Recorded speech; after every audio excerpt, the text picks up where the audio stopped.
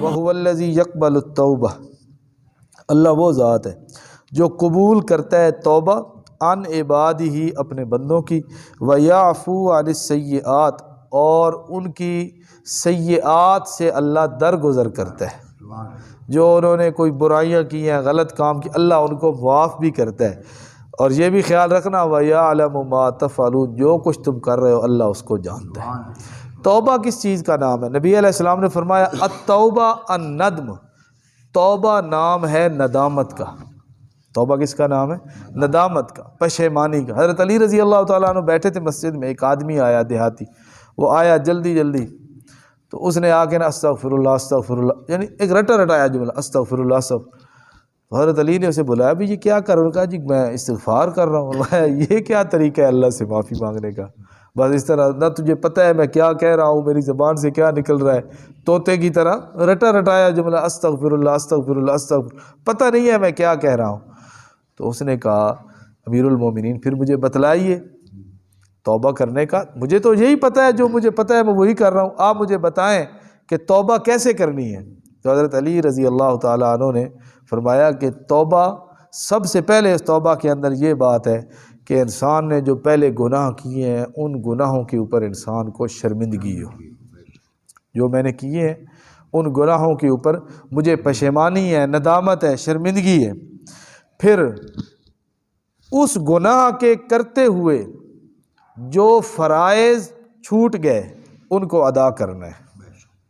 اس گناہ کے دوران اگر کوئی اللہ تعالیٰ کا حکم چھوٹ گیا ہے، مثلا نماز کا وقت تھا، موسیقی کی محفل لگی ہوئی ہے اور اسی کے اندر لگا رہا اور نماز اس سے رہ گئی، اور کسی گناہ کے کام کے اندر وہ تھا اور اس سے اللہ تعالیٰ کا کوئی حکم چھوٹ گیا، روزہ چھوٹ گیا یا کوئی بھی فرض اس سے رہ گیا، حضرت علی فرماتے ہیں توبہ اس چیز کا نام ہے کہ گناہ کے دوران جو فرائض، جو احکامات اللہ کی طرف سے بندے کے اوپر ضروری تھے وہ چھوٹ گئے ہیں نا، ان کو وہ ادا کرے۔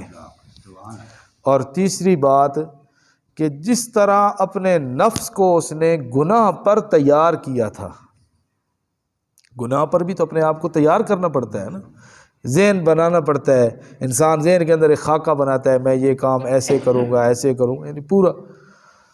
نبی حضرت علی فرماتے ہیں جس طرح گناہ کے اوپر اس نے اپنے نفس کو تیار کیا تھا اسی طرح اب نیکی کے اوپر بھی اپنے آپ کو تیار کرے۔ اور چوتھی چیز، جس طرح اس نے وہ گناہ مزے لے لے کے کیے تھے نا، ڈانس کی اور گانے بجانے کی محفل ہے اور وہ ساری رات ناچتا رہا اور کودتا رہا اور کہا آج تو یادگار رات ہے، جس طرح گناہ کی حالت میں اس نے اپنے نفس کو بظاہر لذت اور سرور کے اندر لگایا تھا، اب کوشش کرے کہ نیکی کرتے وقت بھی اپنے نفس کو وہ حظ اور وہ سرور اس کو حاصل ہو جو ایک اللہ کی اطاعت کی وجہ سے مومن کو حاصل ہوتا ہے۔ یہ نہ ہو کہ گناہ والی محفل میں تو بندہ جائے شوق ذوق سے تیار ہو کے، اور جب وقت آئے نماز کا، جب وقت آئے اللہ کی عبادت کا، تو اس وقت بے دل ہو کے، بے چین ہو کے بھئی اب نماز بھی پڑھنی ہے یار، اس کے بغیر بھی اب گزارا نہیں ہے، کیا کرے، یعنی بے دلی سے نہ، اس طرح نہ۔ جس طرح کو گناہ کو تم نے لذت اور سرور کے ساتھ کیا ہے اسی طرح نیکی کو بھی اب تم اسی طرح لذت اور سرور کے ساتھ کرو۔ اور آخری بات حضرت علی نے فرمائی کہ جس طرح گناہ کرتے وقت یا کرنے کے بعد تو ہنسا تھا اور خوش ہوا تھا، چاہیے تو یہ کہ اس سے زیادہ رو، لیکن اس سے زیادہ نہیں تو کم از کم اتنا تو رو نا جتنا تو خوش ہوا تھا اور ہنسا تھا، اب نیکی کرنے کے بعد اور توبہ کرنے کے بعد کم از کم اتنا رو اللہ رب العزت کے سامنے۔ یہ ساری چیزیں کر پھر ہے انسان کی توبہ، پھر اللہ رب العزت معاف بھی کرتے ہیں۔